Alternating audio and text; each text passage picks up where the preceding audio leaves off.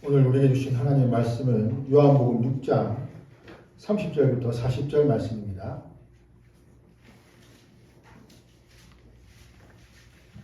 요한복음 6장 30절부터 40절 말씀, 신약성경 153면입니다. 요한복음 6장 30절부터 40절까지 말씀입니다.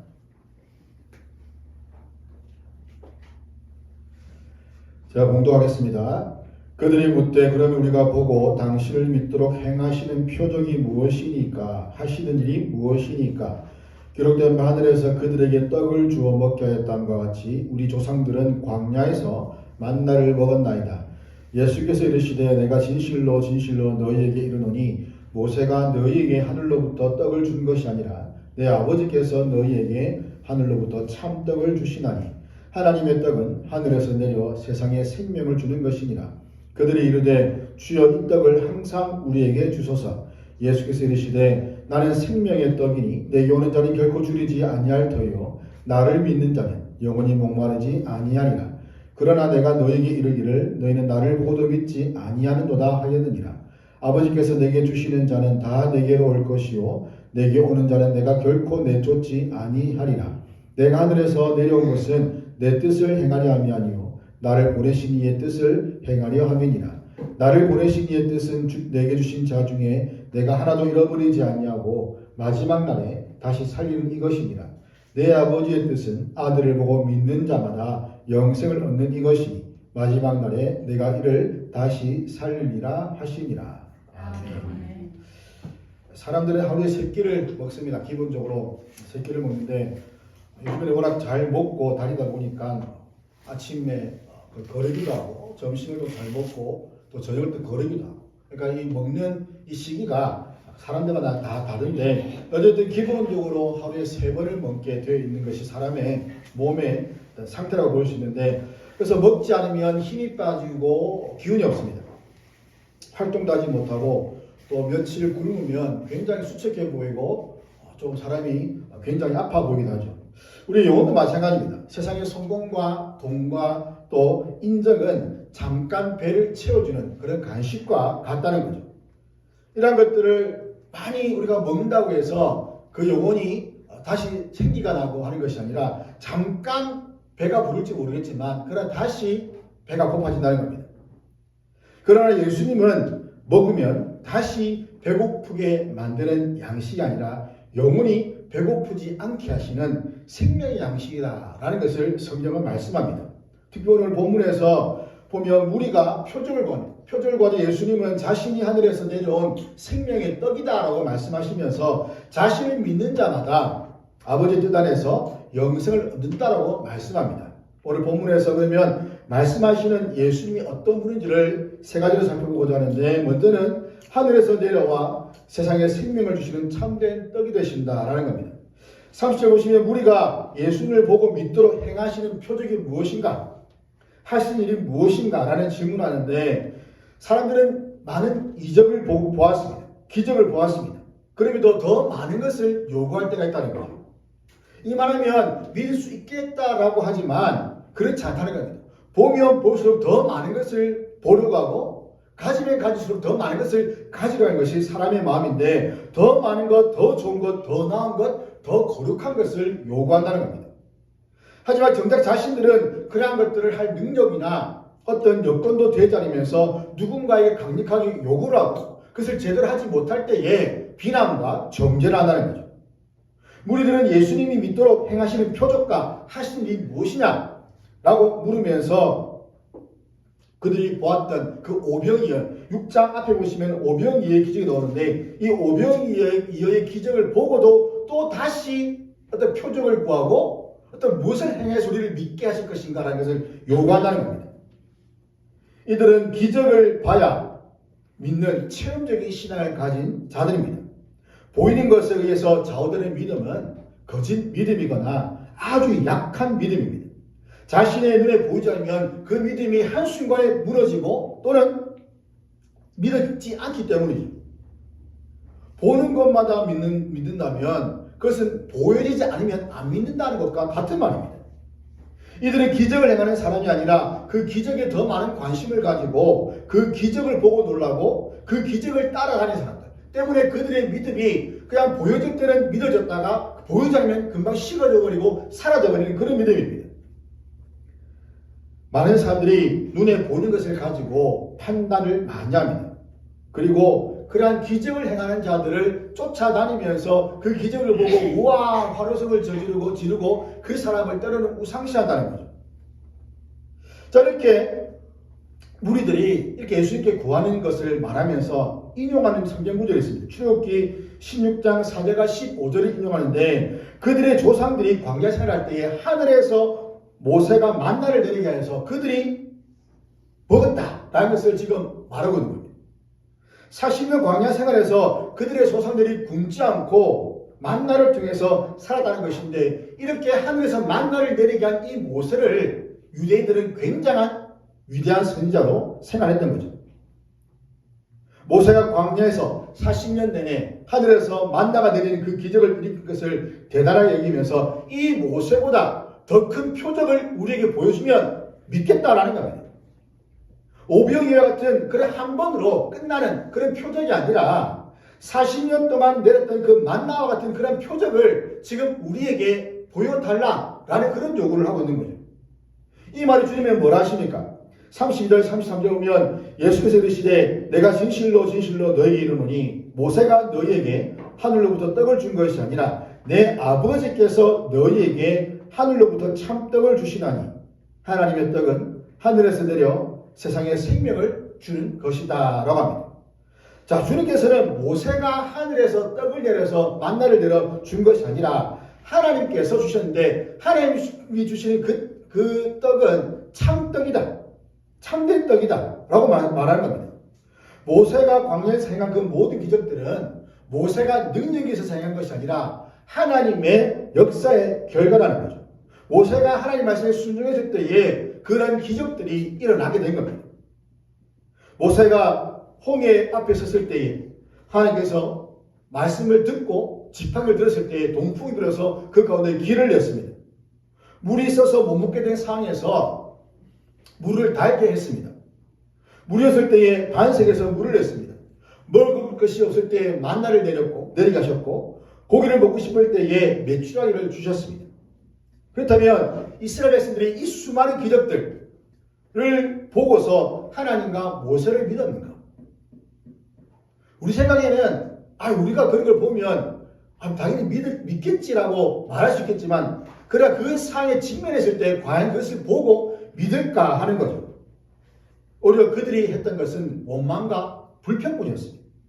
민수기 14장 20절 보면 내 영광과 애국과 광야에서 행한 내 이적을 보고서도 이같이 10번이나 나를 시험하고 내 목소리를 청종하지 아니했다라고 말씀합니다.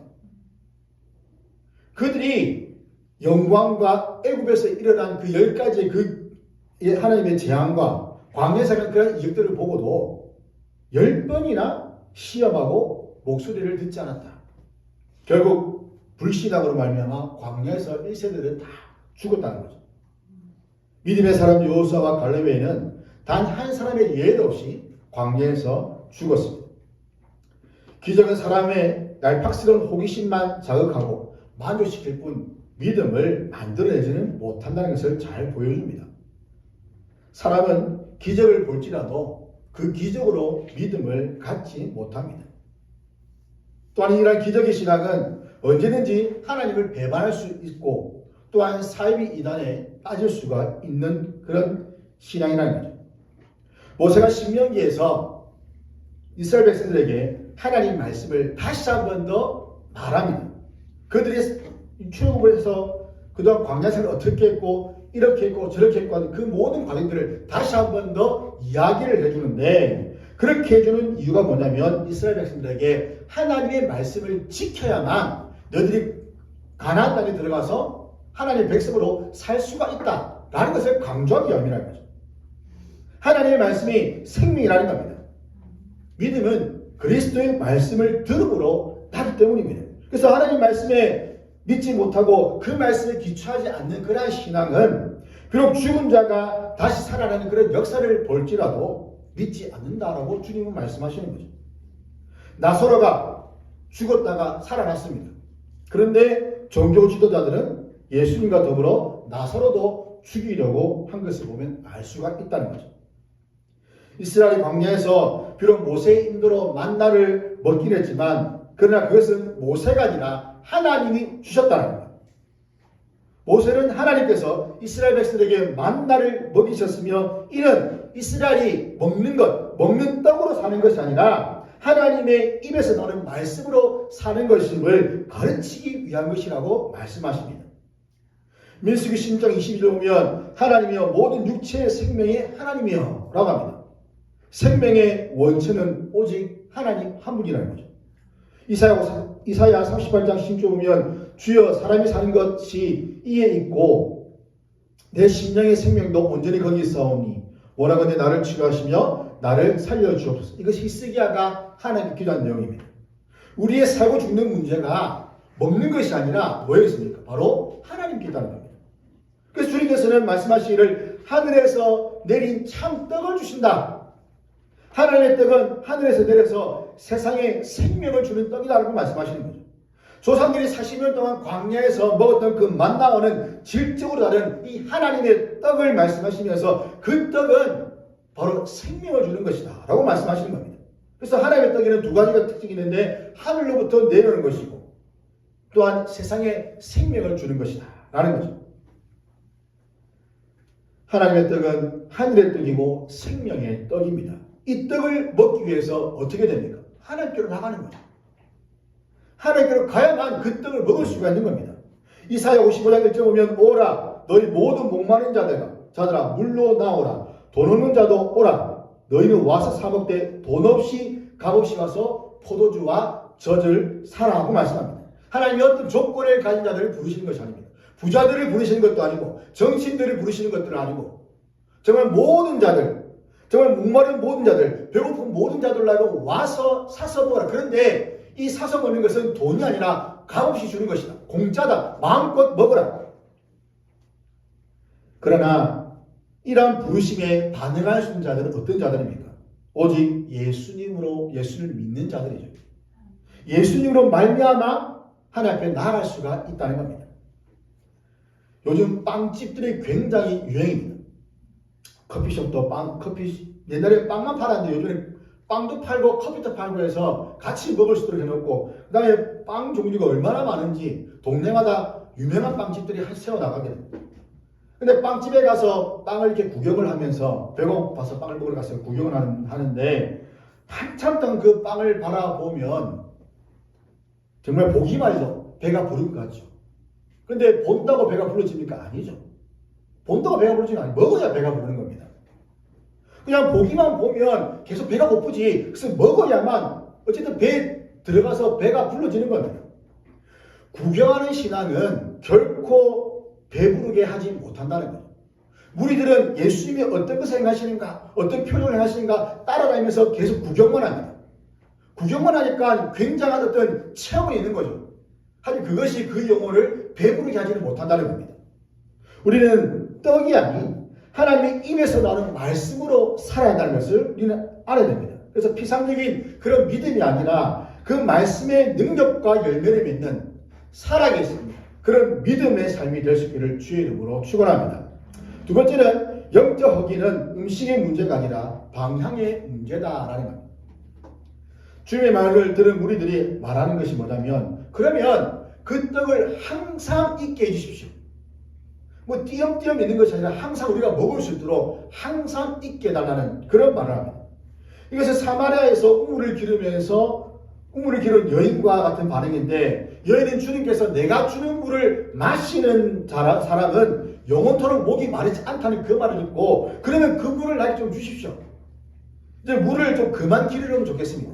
왜냐하면 그 여인은 동네 사람들에게 굉장히 안 좋은 사람이었죠. 남편이 5이나 있었고 지금 있는 남편도 그 사람이 그 남편이 아니었다는.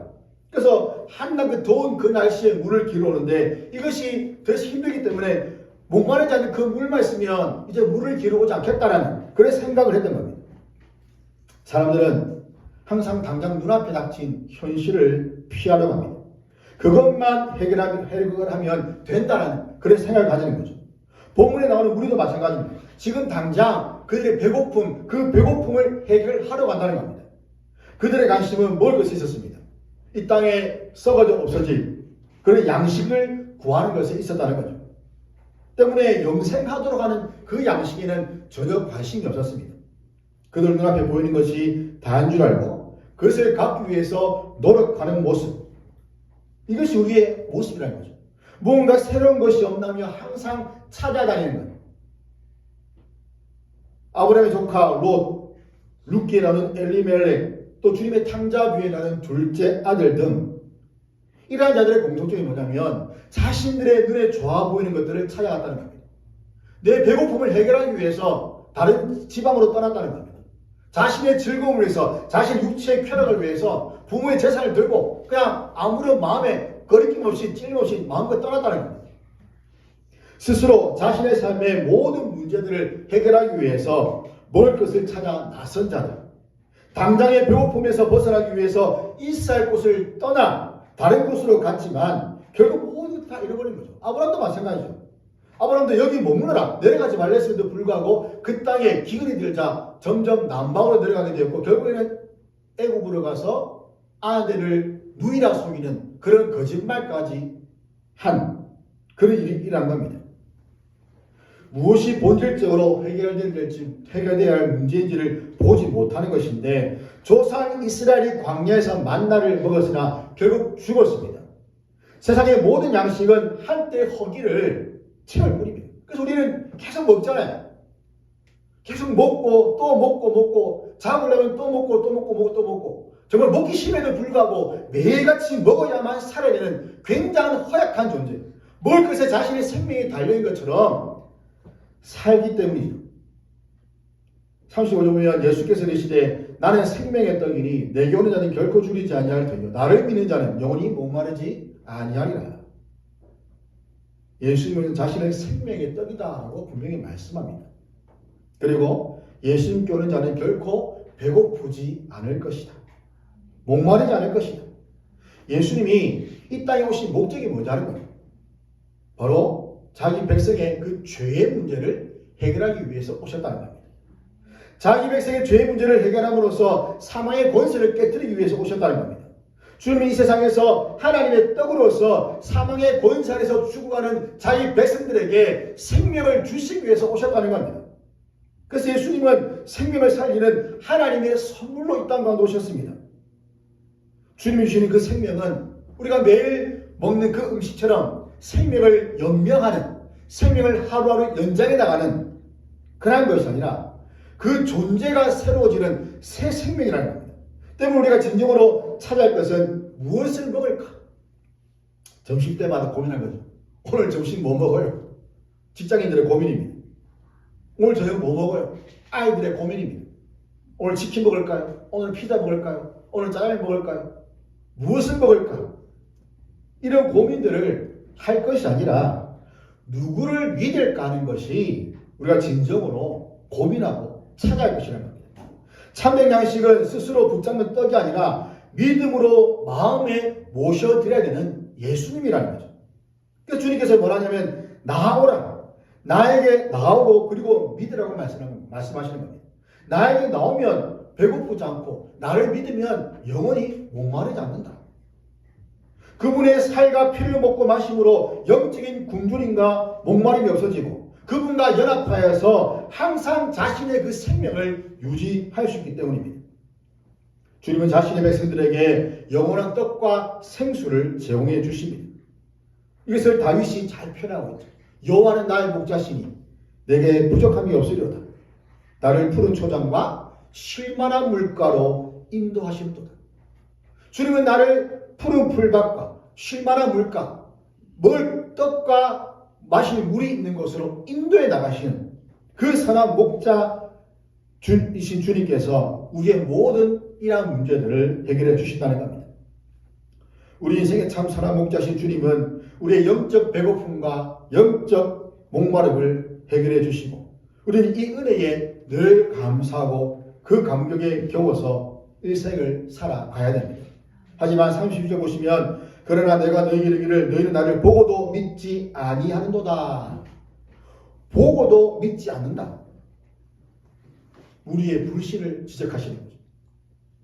바로가 애굽왕 바로가 열 번의 그 기적이 아닌 10번의 그 재앙을 보고도 믿지 않았습니다. 자기 아이들이 죽었음에도 불구하고 다시 정신 차려가지고 마음이 완악해져서 그 나간 그 이스라엘 백성들을 다시 쫓아가는 그런 일까지 했다는 거죠. 그래서 본다고 다 믿는 것이 아니라는 겁니다. 오병의 기적을 보고도 믿지 않았습니다. 그래서 또 말한 것이 또 다른 표정을 보여달라는 거죠. 그럼 믿겠다는 겁니다. 눈에 보이는 것에만 관심이 있었기 때문이죠. 우리 역시도 복을 주시는 예수님이 아니라 그 복에 관심을 가지며 살 때가 많다는 겁니다. 하나님의 일보다 하나님이 일을 하면 주시는 그 부수의 것에 더 많은 마음을 빼앗길 때가 많다는 겁니다. 그리고 그것이 전부인 줄 알고 착각한다는 거죠. 현재 처해 있는 자신의 급한 문제만 해결되면 모든 것이 다 괜찮을 것이다라는 그런 생각을 가지고 삽니다. 그래서 평소에는 경건의 생활이 전혀 없습니다. 그러다가 어려움이 생기면 기도의 자리에 나오게 됩니다. 특별히 수능이 되면 굉장히 새벽 기도 또 무슨 기도에 많이 나오는 거죠. 그래서 예전에 아이들 터졌을 때에 교회가 부흥했습니다. 워낙 힘드니까 모사들 교회에 와서 기도하고 막 그때 부르짖던 거죠. 물론 이것이 잘못됐다는 것이 아니라 평소에 경건 생활은 등한시하면서 막상 문제가 생기고 어려움이 있을 때만 찾아와서 무엇인가 이렇게 요구하는 것이 정말 사람에게 그런 모습을 보일 때도 굉장히 밉살스럽고 양체인데 하나님 보실 때는 어떻게 되는 겁니다. 그럼에도 하나님은 그들을 내치시느냐? 아니라고. 그래도조차 오라는 겁니다. 하나님 여전히 그들을 사랑하시는 거죠. 40년 동안 광야 생활 속에서 이스라엘 백성들이 얼마나 하나님을 순종하지 않았고 원망하고 불평하고 자기 배를 위해서 하나님을 이용했습니다. 그럼에도 불구하고 그들을 전멸시키지 않고 단지 1세대만 전멸시키고 20세 이하의 그들을 애굽으로 인도해 가셨다는 거죠. 우리는 하나님을 온전히 의지하지 못하고 눈앞의 문제 해결에만 급급할 때가 많습니다. 우리는 행하는 주체를 믿어야 됩니다. 행하는 일에 관심을 두면 안 됩니다. 예수님 시대 유대인들은 예수님을 직접 보았고 그럼에도 믿지 않았습니다. 기적을 보았고 말씀을 들었고 그럼에도 믿지 않았습니다. 믿지 않은 정도가 아니라 오히려 주님은 그 사람들에 의해서 죽임을 당했습니다. 이들은 예수님을 처음에 왕으로 모시기 위해서 호산나 다윗 자손이여 우리를 구원하소서 라고 했지만 결국에는 십자가에 못 박으소서 라고 외치며 예수님을 십자가에 못 박아라. 그 피는 우리와 우리 후손들에게 돌려라 라는 아주 망언을 했던 거죠. 그들이 보고도 믿지 않은 이유가 바로 그 마음 바탕에 예수님을 거절하는 완악함이 있었기 때문입니다. 이처럼 예수님은 목격과 그 신앙이 별개의 차원임을 보여주시는데 믿음은 반드시 본다고 해서 믿어지는 것이 아니다. 도마는 뭐랬습니까? 나는 보지 않으면 믿지 않겠다. 근데 주님이 뭐랍니까? 보지 않고 믿는 자가 복되다. 믿음은 보는 것이 아니라 바로 주의 말씀을 들음으로 생기는 거예요. 우리의 신앙이 지속적이고 신실하게 하나님 한 분만 바라볼 때에 그 믿음이 오롯이 주님을 향해 나갈 수 있다는 말입니다. 우리의 삶은 주님의 것입니다. 진정한 만족은 예수님을 향한 믿음에서 비롯됩니다. 우리는 어떤 허기를 채우려고 주님을 찾습니까? 욕심을 채우는 사람은 곧 실망하지만 주님을 믿고 따른 사람은 자신 안에 그 예수님의 은혜, 말씀의 충만함을 경험하게 된다는 거죠. 어느 철학 교수가 학생들에게 여러분 이 의자가 지탱해질 거라고 믿습니까? 라고 질문했습니다. 그래서 학생들은 예 믿습니다 라고 답을 합니다. 그러자 교수는 말하면 그렇다면 왜 아직까지 서 있습니까? 그래서 학생들이 웃으면서 의자에 앉았습니다. 교수는 말하기를 진짜 믿음은 그렇다라고 말하는 것이 아니라 몸을 맡기는 것입니다 라고 합니다. 여러분 지금 앉아있는 그 의자 왜 앉아있습니까? 뭘 믿고 앉아있습니까 지금? 이 의자가 무너지지 않을 것이라는 그런 믿음으로 앉아있는 겁니다. 믿음은 지식이 아니라는 거죠. 신뢰입니다. 관계입니다. 예수님을 안다고 말하는 것과 그분께 인생을 맡기는 것은 분명히 다르다는 거죠. 우리는 주님께 인생을 맡기고 있는가? 아니면 아직도 멀리 서서 그냥 주님 예 알고 있습니다. 예 맞습니다. 그냥 동의만 하고 그냥 참동만 하고 그냥 멀리 서서 그냥 보고만 있느냐? 우리가 땅에 살아가는 동안 온전히 하나님을 믿을 수는 없습니다. 너무 약하기 때문이죠. 그럼에도 불구하고 그 약함이든 작은 믿음이라도 우리가 가지고 있다면 그 믿음을 가지고 하나님 말씀을 들을 수 있는 것이고 그 믿음을 가지고 주님이 가라고 하신 그 좁은 길로 걸어갈 수가 있습니다. 그 길, 그 좁은 길로 가라고 하신 그 길은 바로 천국으로 가는 길이고 바로 아버지께로 갈 수 있는 유일한 길이신 예수님과 함께하는 길이라는 것이죠. 그러면 우리의 삶의 방향이 날마다 하나님을 향하여 가고 우리의 모든 영적 허기들이 오직 예수 그리스도로 말미암아 채워지는 은혜가 있기를 주의 이름으로 축원합니다. 세 번째는 아버지께서 주시는 자, 곧 자기의 가능성을 내려놓고 생명의 떡이신 예수님을 믿고 다른 사람을 결코 내쫓거나 잃어버리지 않으신다라는 겁니다. 37절 보시면 아버지께서 내게 주시는 자는 다 내게로 올 것이요 내게 오는 자는 내가 결코 내쫓지 아니하리라. 예수님께 올 수 있는 사람은 아버지께서 주시는 사람입니다. 성부 하나님이 자신의 사람들을 예수님께 주실 뿐만 아니라 예수님께로 이끄신다는 거죠. 하나님이 이끄시는 사람 중에 멸망할 자도 없고 잃어버릴 자도 없습니다. 아버지께서 아들을 주시는 사람은 어떤 길을 가더라도 어떤 방에 부딪혀도 예수님께 간다는 거죠. 어느 자취집 입구에 초청 명단이 있는데 많은 사람들이 들어가려고 합니다. 하지만 뭡니까? 명단에 이름이 없는 사람은 들어갈 수가 없는 거죠. 근데 한 사람이 자신의 이름을 발견하고 그리고 그 잔치에 들어가게 됩니다. 걸어 들어간 사람은 그 사람이지만 그러나 이미 그를 초청을 하였기 때문에 그가 그 잔치집에 들어갈 수가 있다는 거죠. 예수님께 나온 것도 그냥 어쩌다가 옆집에 어느 집사님이 와서 대화 중에 예수 믿니? 뭐 그런 대화하다가 신앙 이야기가 나오고 뭐 전도 받아서 교회에 나온 것. 그래서 본인의 의지와 본인의 어떤 노력으로 나왔다라고 말 수 있겠지만 그것이 아니라는 거죠. 어쩌다가 나온 것이 아니라 이미 아버지께서 예수님께 주신 자이기 때문에 나올 수 있다는 겁니다. 내가 택한 것 같지만 먼저 택하신 분은 하나님이시라는 거예요. 때문에 이 말씀은 우리의 믿음이 어디에 속해 있는가를 알려주는 말씀입니다. 우리의 믿음이 자신의 의지에 속한 것으로 생각하기 쉽습니다. 내가 믿는다. 내가 믿는다라고 말할 수 있는 거죠. 믿는 주체가 자기 자신이라고 생각하기 때문입니다. 그래서 그러면 기적을 보여줘. 내가 믿을게. 어떤 능력을 보여줘. 내가 예수 믿겠다.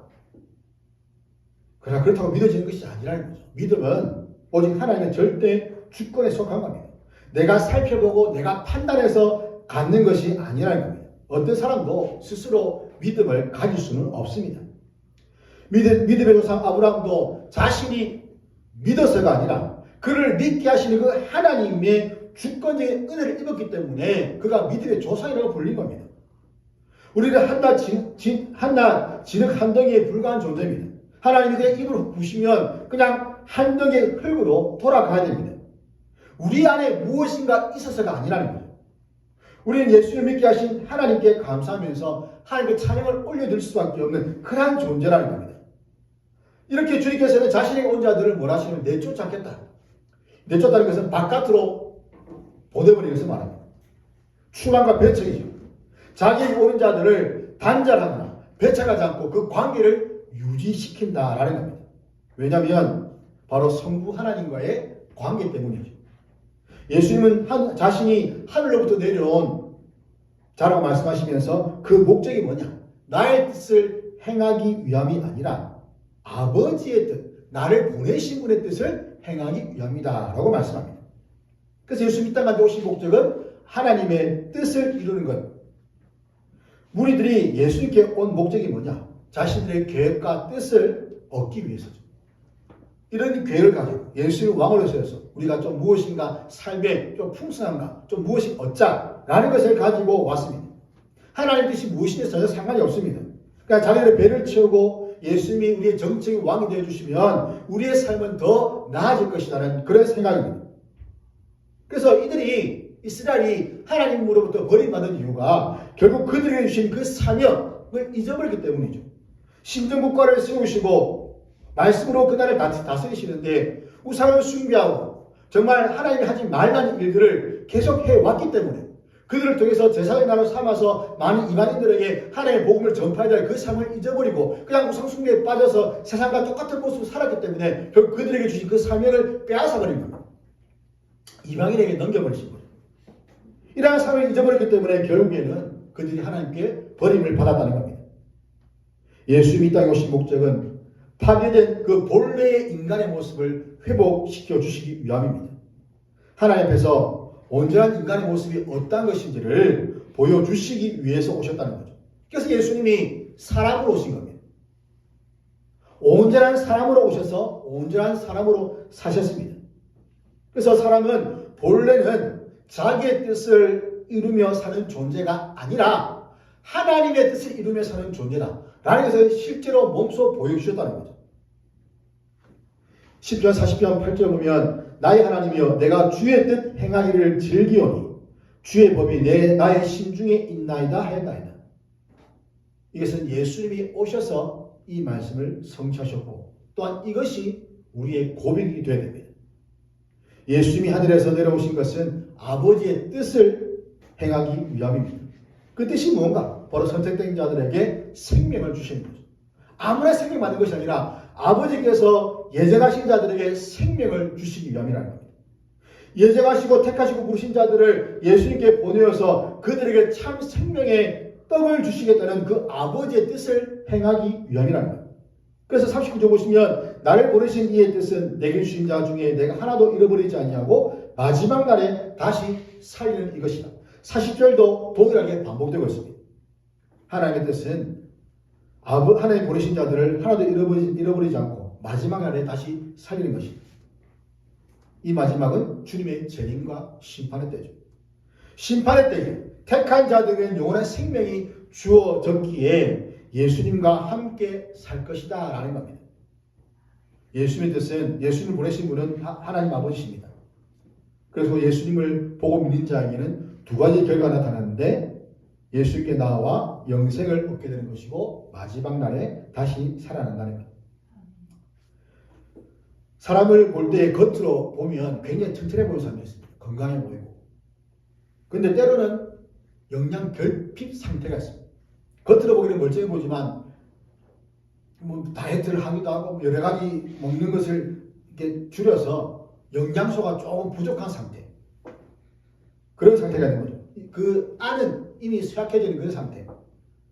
영혼도 마찬가지입니다. 겉으로 볼 때 저 사람이 교회 나와 예배하고 찬양하고 기도에 참석하고 정말 열심히 봉사하고 무엇인가 겉으로 볼 때는 멀쩡해 보일 수 있겠지만 하지만 그 안은 영적으로 피폐한 사람들이 많다는 거죠.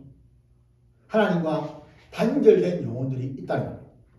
그렇다면 그 영혼은 이미 생명력이 약해진 상태라는 거죠. 때문에 인간들이 열심으로 막 열심히 하다가도 어느 한순간 시험 들고 어느 한순간 낙심하여서 모든 것들을 다 내려놓는 그 순간이 온다는 겁니다. 그것은 결국 하나님과의 영적인 관계가 이어지지 못한 상태에서 그냥 육신의 힘으로 열심히 하려는 자신의 열심 때문에 나타나는 결과입니다. 예수님은 이 영혼 깊은 곳에 생명을 공급하시는 근본적인 양식입니다. 그러기에 우리는 참 생명의 떡이신 예수님께 나옴으로써 그분 안에서 하나님의 나라를 경험할 수가 있는 거죠. 오늘과 행하는 이 성찬식도 마찬가지입니다.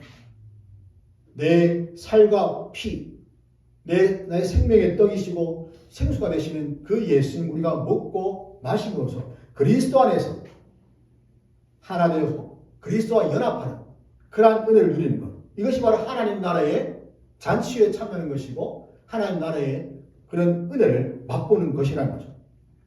하나님 나라는 육신의 배부름이 아니라 영적으로 풍성함과 부유함을 누리는 그러한 삶입니다.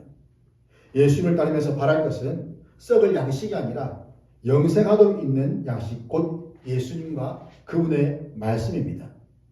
오늘을 살면서 닥친 그러한 어려운 문제를 보기보다는 그 문제를 해결해 주실 수 있는 그 주님을 온전히 바라볼 수 있는 그러한 믿음이 있어야 됩니다. 이 믿음으로 살아갈 때에 생명의 떡이신 예수님을 마음에 모셔서 영혼이 채워지게 되는 것이고 우리의 목마름이 해결되는 것이죠. 이러한 체험과 해갈의 은혜가 저와 여러분의 있기를 주의 이름으로 축원합니다.